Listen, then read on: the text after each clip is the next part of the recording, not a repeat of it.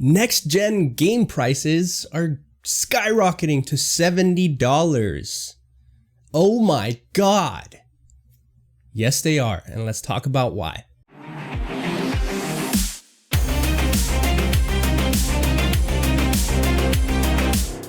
So 2K21 just recently released that on launch, they will be selling their game for $69.99, and everyone's freaking out. Let's talk about this for a second. That's a $10 difference from the regular $59.99 standard that we're used to.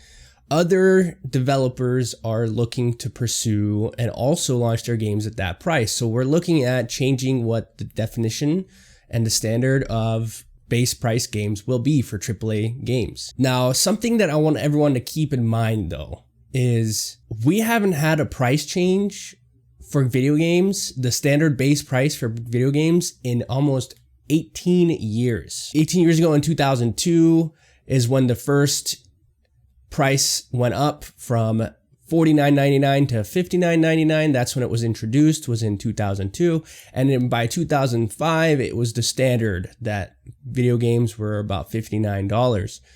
So about 15 years, guys, we've been paying $60 for a video game. That's a long time for games to not go up in price. If game prices increased and stayed in line with inflation, we'd be talking about a game that's worth $85 or more. So the fact that it stayed at $60 shows that they're behind, and it's gone to $70. It's going up to probably about $70. And that doesn't mean every game is going to be $70, but that's going to end up eventually being the new standard. So if we're going up to $70, is that really a significant increase? $10 out of your pocket for a video game? In my opinion, it's not. Some people it may be, and that's okay. I want to stress that I want to make sure that I'm supporting the developers that are making the games that I love to play. Let's compare this to another entertainment industry. Movies cost hundreds of millions to make and sometimes gross over $1 billion, some even two, obviously at the top. Now let's talk about games. Why shouldn't they see the same profit margins as the other entertainment in the industry? So the price or the cost of producing a game is going up, okay? And has been going up for the past 15, 20 years. Grand Theft Auto costs about $265 million to make, including developing and marketing. And it is one of the most highest grossing games of all time.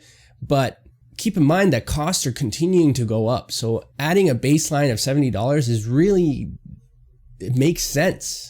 It's actually less than what some people say it should be. And then people are going to say, well, what about DLC or all the microtransactions that are inside of games? They're constantly making money off of that. Well, guess what? Those are things that you don't have to buy. You don't have to buy those. So if we're talking about just a baseline price for a game, $70 is fair. And statistically, it's fair. Inflation, if you take into account all those things, it's fair. In my opinion, why wouldn't you want to support the development companies that make the games that you love? I think this is a great opportunity for a discussion.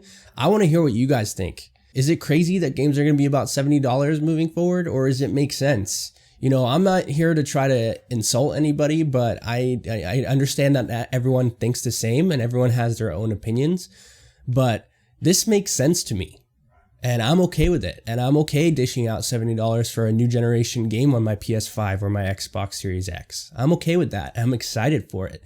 And I hope that some of you are not just going along with what other people are complaining about without really thinking about what the supply and demand and the cost. And at the end of the day, this is all a business, you know, and it costs millions, hundreds of millions of dollars to get that entertainment into your hands. $10 today in America, in today's America, can't even get you a full meal anymore. I mean, you go to Subway, you can't even get a full meal and a drink and chips for $10. $10 is not going to break your pocket, so why not spend the extra $10 to support the companies? If you really don't want to, then you can wait a little bit and the prices of the games will drop. But if you're one of the people that wants to get your hands on it first, expect that is what's going to be the new industry standard. Obviously, it'll take a little bit of time to catch up, but we're going into a new generation, a new age of gaming. These new consoles are going to be next level. I'm really sure, I'm confident from the specs of the consoles that the $70 base price is going to be worth the experience. What you're going to experience is not the PlayStation 4, it's not the Xbox One, it's going to be a whole new experience, and it's going to be incredible. And I really support the gaming industry. I love gaming, that's why I have this channel. So I just really hope that you guys think twice about it as well, and don't just bash it because something is increasing in price. Try to think about the logistics of why. If I pissed you off, I'm sorry. Let me know in the comments below. If you agree with me, let me know. Let's talk about it. Let's bring in the new generation of consoles together as we talk about it, as we, communicate our opinions and have a good time. This is supposed to be exciting, and 2020 hasn't been the greatest year. 2020 has been, to some, the worst year. To most, the worst year. At least in my lifetime, 2020 has been the worst. So all I'm looking forward to is the PlayStation 5, the Xbox Series X, new generation of gaming, and $70 is not going to be a problem for me for a video game. I understand why you're upset if you're upset, but just try to think about it. Is it really life-changing? I don't think so. Let me know what you guys think. If you like this video, don't forget to smash that subscribe button and ding the bell to make sure that you don't miss my latest post. I'd love to keep this conversation going. Put down in the comments below, is it a ripoff that we're going up to $70 per game, or is it make sense? I'll see you guys next time.